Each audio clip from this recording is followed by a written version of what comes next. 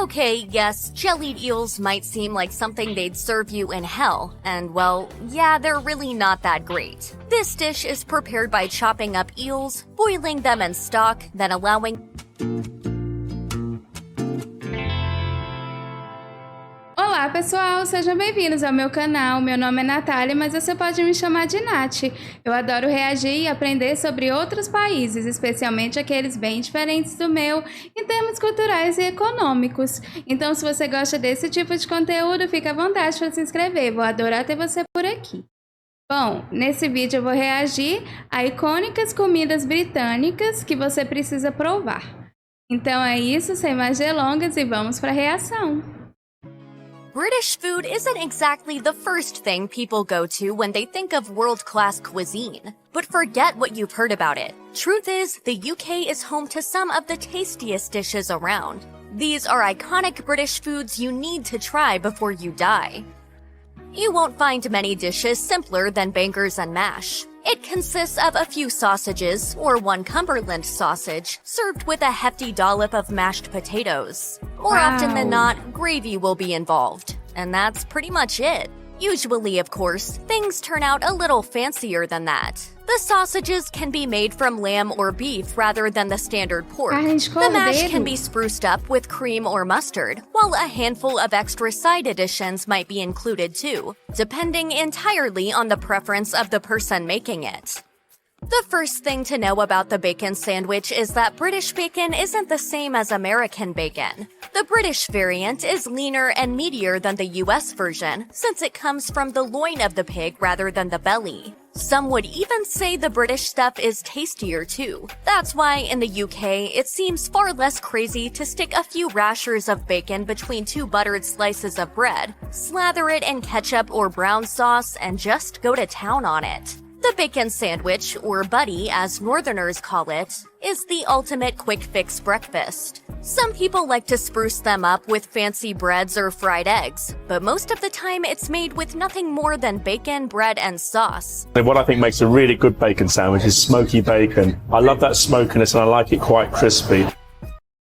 Gente, realmente eu reagi a um vídeo do café da manhã britânico e eu percebi que o bacon era muito carnudo.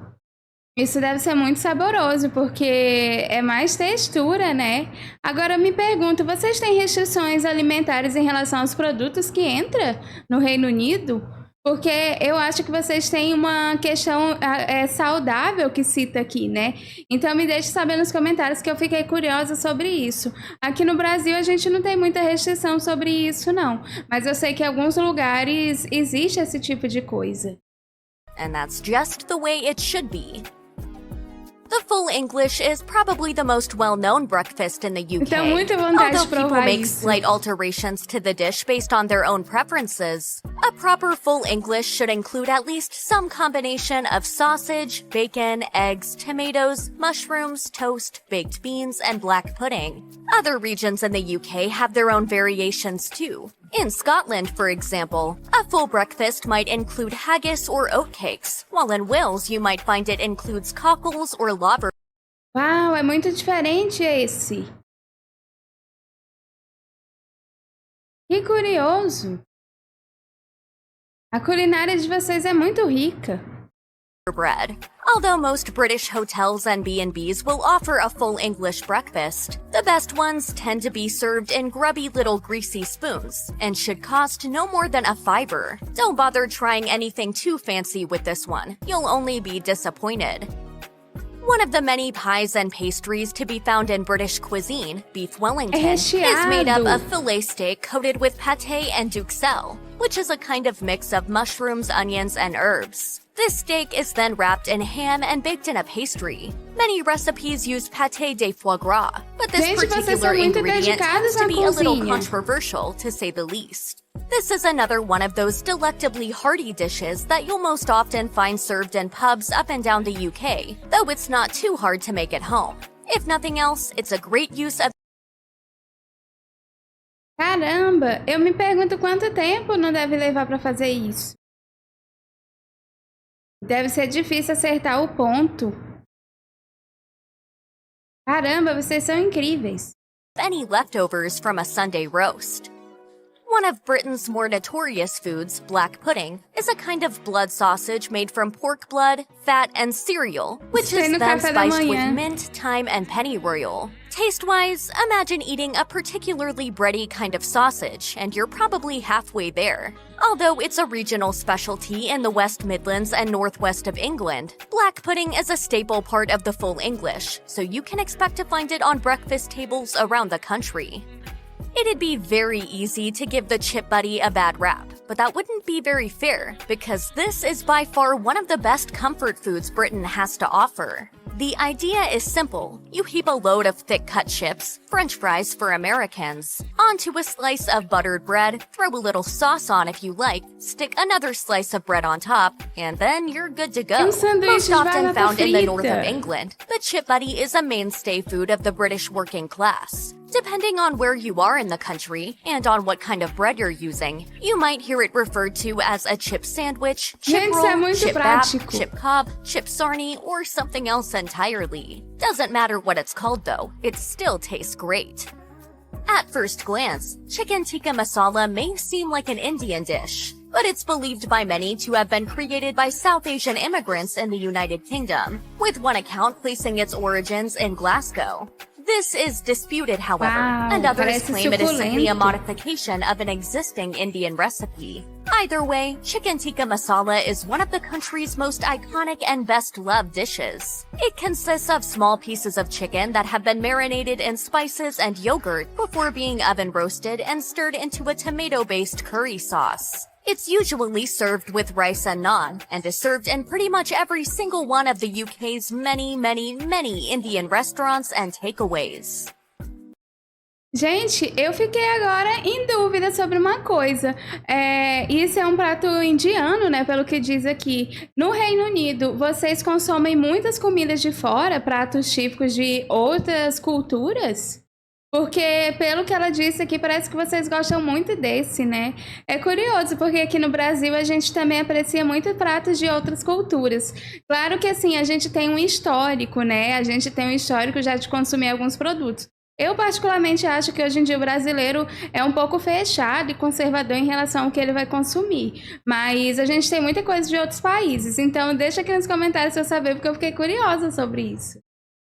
Also known as shepherd's pie, cottage pie basically consists of ground meat, such as beef or lamb, cooked in an onion gravy topped with mashed potatoes and baked in an oven. Often, it includes other ingredients such as peas or carrots, and if it doesn't, then you'll more than likely find them served on the side. Many British people will remember cottage pie as a staple school dinner, and you can also find it on the menu in most pubs. But anyone will tell you that the best cottage pie is always homemade. Named for the ultra-posh and highly controversial school from which it originated, Eton mess is a traditional dessert made up of strawberry. Uau! Isso é muito bonito e refrescante. Caramba, em camadas. Meringue and whipped cream. Some recipes include other fruits such as raspberries and blackberries. But as long as you've got something fruity to play off against that cream and the crumbly meringue, you'll be just fine. This one is best enjoyed at the height of summer. Fish and chips is one of the world's most famous British dishes, and for good reason too. It's basically fish fried in batter served up with the thickly cut chips, usually doused in salt and vinegar, with a little ketchup or some mushy peas on the side. The fish itself is most often cod or haddock, but other kinds are occasionally used. Although you'll find fish and chips pretty much everywhere in the UK, proper seaside chippies almost always do it best. The fish is always freshly caught, the chips will be made just right, and the setting is invariably just right for the occasion. Put short, this is the ultimate British culinary experience. Game pies are traditional English pastries that are best known for having become really quite over the top during the Victorian era. Although recipes for game pies have changed over the years, Modern variations tend to contain meats such as venison, rabbit, pheasant, pigeon, or boar, and are mixed in with garlic, shallots, onions, bacon, pork, as well as a range of different herbs and spices. Unlike the Victorians, you needn't worry about birds stuffed within birds or crazy fancy pastry patterns. Simplicity is key here. Simplicity and a good ale, that is. The jam roly-poly is pretty much just a Swiss roll with a better name. It's a pudding made from suet dough, which is spread with jam and rolled up before baking. You'll sometimes find it dusted with sugar or served with cream, custard, or ice cream, but it's a nice enough treat no matter how you have it. Modern versions often use sponge cake like a Swiss roll rather than suet, partly because it's easier to get hold of, and partly because it's a little more palatable. Either way, it doesn't matter. Gente, isso parece que é molhado, úmido. Isso deve ser muito bom. Estou impressionada como vocês são dedicados na cozinha. Porque os pratos, eles não são simples, sabe? A impressão que eu tenho é que exige assim um preparo, uma certa sofisticação para fazer. Isso é muito admirável. Just so long as it's bursting with fruit jam.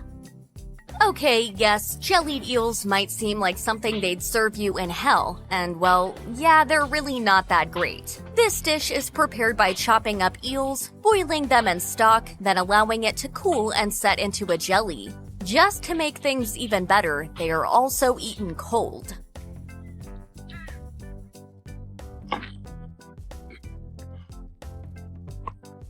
Jellied eels are slimy, salty, and totally gross too. But they have a genuinely fascinating past, and trying a bowl of them in a proper East End establishment really does feel like you're tasting history. Eu tô chocada. É uma gelatina, uma geleia de enguia. Caramba, isso deve ser muito diferente. Vocês comem isso, pessoal? Deixa aqui nos comentários pra eu saber, porque eu nunca na minha vida isso cruzou na minha cabeça. Eu não vou mentir pra vocês. Se fosse simplesmente uma geleia de enguia, eu não sei se eu provaria. Mas como é uma geleia de enguia que tem um contexto histórico por trás, e vocês sabem que eu amo isso, eu acho que eu teria que provar, né? Eu não sei se eu gostaria, mas eu acho que eu tentaria provar. E se você não provou, você provaria? Deixa aqui nos comentários pra saber, porque realmente isso é muito, muito exótico. Is basically a split herring that has been pickled and smoked, and although they're eaten all over Europe, they're particularly popular in Britain. Gente, vocês comem muito Nowadays, they're peixe, eaten né? as a breakfast food, Isso although é they're muito not bom, é quite as popular saudável. as they once were. So don't take them for granted if you do get hold of some. You might just be surprised how tasty they can be. It might be a shock to discover that the Knickerbocker glory comes from the same country as jellied eels and black pudding, but it's true. Once sold almost exclusively out of the country's many ice cream vans, Knickerbocker glories are basically elaborate ice cream sundaes, made up of vanilla ice cream, strawberries, whipped cream, syrup, sprinkles, and a wafer, Wow. all served in a tall glass. Sometimes they might include chopped nuts, more syrups, chocolate, or anything else any kid could ever want. And yes, they really do taste as good as they look. The Battenberg is easily one of Britain's most visually striking desserts, but it's definitely something of an acquired taste. The intersection. Gente, olha isso, esse trabalho.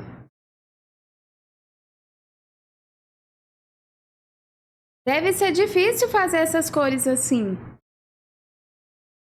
Realmente vocês fazem pequenas obras de arte comestíveis.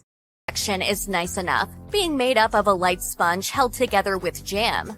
The outer layer, however, is made from marzipan, a thick fondant-like confection made up of sugar, honey, and almonds. Marzipan has got a genuinely unique flavor to it, but it's not for everyone. In fact, a 2019 survey found that it was one of the UK's most hated foods. Still, no one would blame you if you swapped it out for a little fondant instead. Funnily enough, mince pies really aren't what they sound like. Although they did indeed contain minced meat once upon a time, today they're a sweeter treat served exclusively at Christmas. The modern mince pie is a sweet pastry dusted with sugar, filled with a concoction of dried fruits and spices. They're pretty much bite-sized and are served in their millions every year. For many Que Brits, diferente these essa things literally mistura. taste like Aqui no Brasil, a gente gosta muito de usar uva passa. Eu, particularmente, amo colocar uva passa em várias coisas. Eu gosto dessa mistura de doce e salgado, sabe? Então, assim, eu realmente acho muito bom isso. Christmas.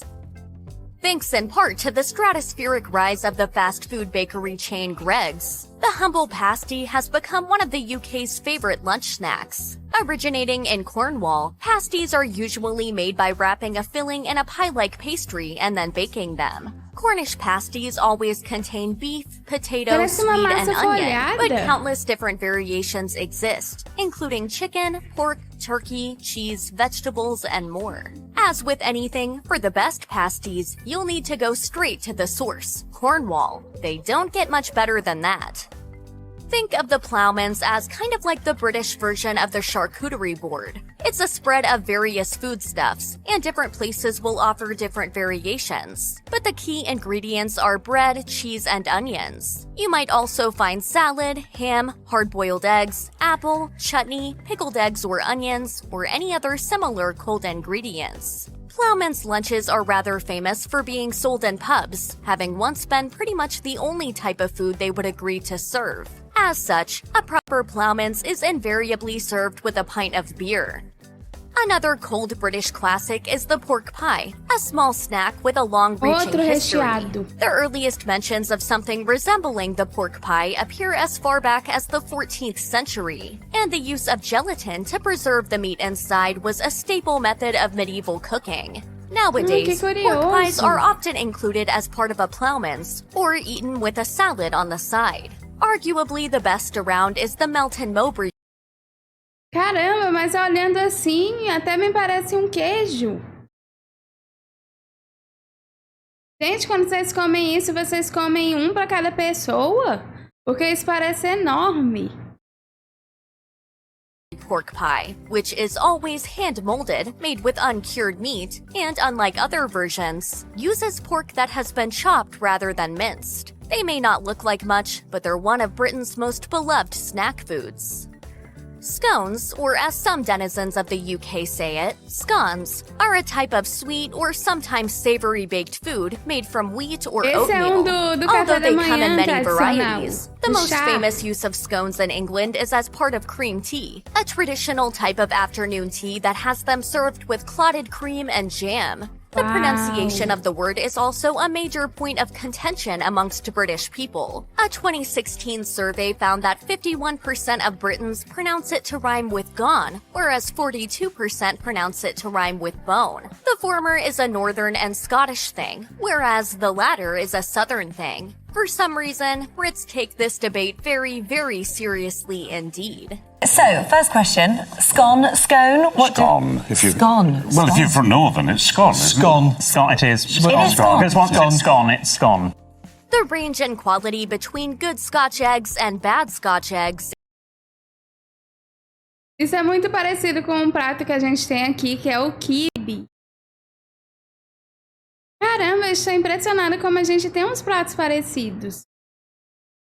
is very wide indeed. That is to say that bad Scotch eggs are very bad indeed, and good Scotch eggs are nothing less than pure bliss. Scotch eggs are boiled eggs wrapped in sausage meat, coated in breadcrumbs, and deep-fried or baked. They're a favorite bar snack up and down the UK, but you'll also find lesser versions in British supermarkets. A good Scotch egg should have a thick lining of high-quality pork sausage meat, preferably well Caramba, olha essa camada grossa.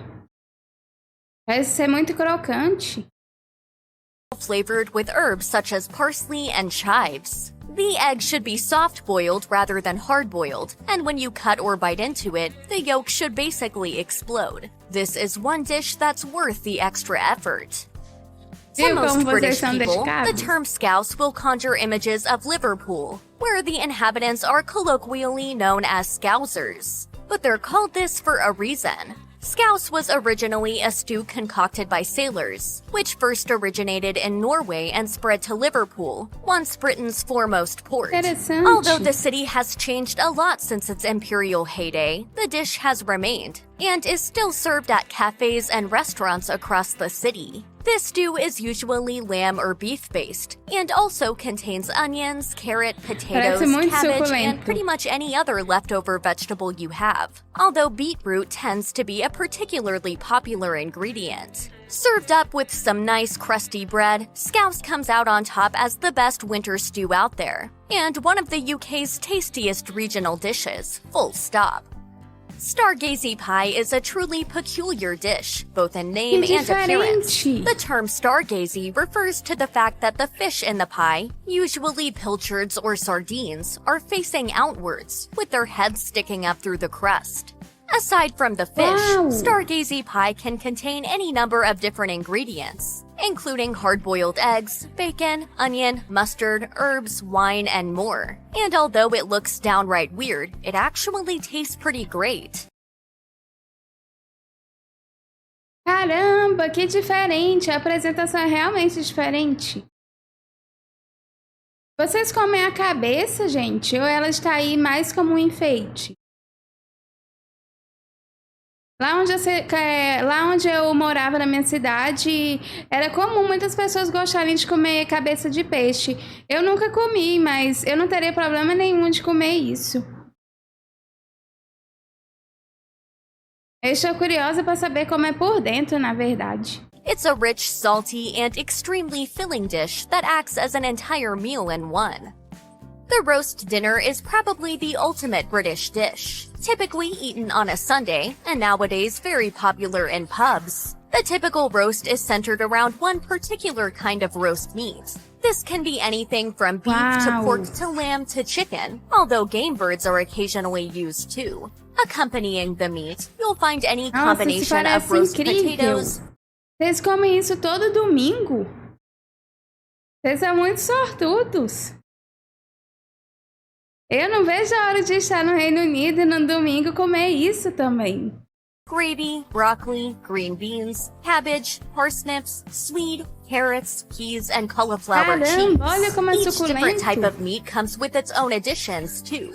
Roast beef, for example, is served with Yorkshire pudding, mustard, or horseradish. Pork tends to come with applesauce, crackling, and stuffing. Lamb almost always sits alongside mint sauce, and chicken is accompanied by stuffing or cranberry sauce. Wow. Arguably the best roast dinner experience involves a prato pub, bem friends or grande, family, né? and a lot of beer and wine. But nothing beats a homemade Sunday roast either, and the scope for customization is practically unlimited. Toad in the hole is a little less gross than it sounds, mostly because it doesn't involve any actual toads. Instead, the toads are sausages, while the hole refers to a single Gente, eu tô giant Yorkshire impressionada como pudding, vocês têm muitas usually served tortas. with gravy and vegetables. This dish is a kind of middle ground between the roast dinner and bangers and mash. Unfortunately, toad in the hole is far harder to find than either of those dishes, but it's more than worth a go if you can, especially if you love a good Yorkshire pudding. As you may have learned on a certain 90s sitcom, Trifle is an English dessert made up of sponge fingers, fruit, jelly, custard, whipped cream, and decidedly not beef sautéed with peas and onions. A good trifle feels Como assim? Essa sobremesa é real e essa sobremesa é de vocês? Eu tô chocada com isso, gente, porque eu assisti Friends e eu realmente não sabia que essa sobremesa era de verdade. Eu achei que era só uma invenção da série. E ainda é uma sobremesa britânica. Oh, meu Deus! like heaven in a bowl. A great trifle, which contains the traditional alcoholic element, Eu tô such muito as port, chocada com sherry, isso. or Madeira wine, is one of the best desserts out there, full stop. Every layer works together in perfect harmony, making for both a visual and literal feast for the senses. There's ample opportunity for experimentation here too, as pretty much anything that's sweet is bound to prove most welcome in whatever recipe you decide to use.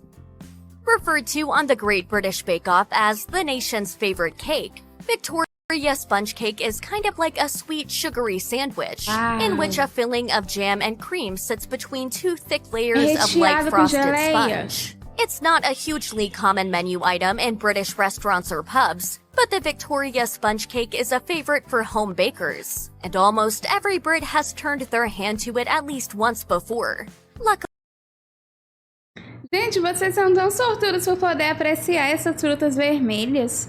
Aqui no Brasil elas são bem caras. Na verdade, todas as frutas aqui ultimamente estão bem caras.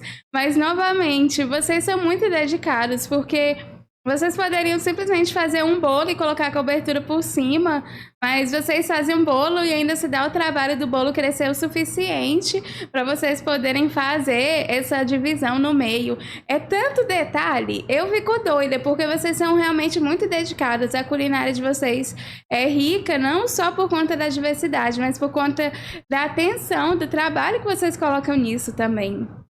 it's a cinch to make, and more than worth the effort, too. Check out one of our newest videos right here. Plus, even more mashed videos about your favorite foods are coming soon. Subscribe to our YouTube. Gente, incrível! Eu fiquei doida com esse vídeo, porque as receitas são muito diferentes. Ao mesmo tempo, elas são muito elaboradas. E vocês têm uma abundância de frutas vermelhas que me deixa doida, porque eu sou apaixonada por frutas vermelhas. E eu achei incrível também a história daquele prato de geleia. Isso é muito, muito diferente. Eu nunca tinha visto nada disso. Mas existe todo um contexto histórico por trás e eu acho que isso torna tudo muito fascinante. Mas eu realmente não esperava que a gastronomia de vocês fosse tão rica assim. E tem coisas também que são envolvidas de outros lugares, né? Como o prato indiano e também uma coisa da Noruega que foi citada aqui. Então, realmente, vocês são muito mente aberta. Mas eu adorei ver como vocês fabricam pequenas obras de arte. Eu fico imaginando o quão trabalhoso deve ser fazer todas essas receitas. Mas eu fiquei impressionada também com aquele prato de domingo. Vocês comem isso todos os domingos? Isso é incrível, porque era um prato enorme e cheio de vegetais e carne, então parecia também uma coisa muito saudável. Eu fiquei fascinada com isso, eu acho muito admirável como o povo britânico é dedicado em tudo que fazem. Eu não vejo que vocês são um povo que faz as coisas de qualquer jeito. Pelo contrário, vocês dão atenção a tudo. Mas, bom, essa foi a minha reação. Eu espero que você tenha gostado desse vídeo. Se você gostou, considere se inscrever. Vou adorar ter você por aqui. E se você já foi inscrito, não esquece de ativar as notificações. Então é isso, obrigada por assistir esse vídeo. Nos vemos na próxima reação. Tchau!